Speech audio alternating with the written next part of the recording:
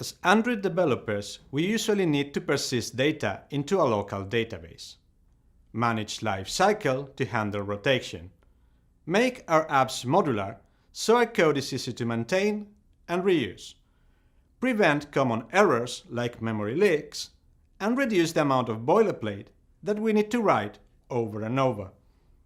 Android architecture components were created to facilitate all these common challenges.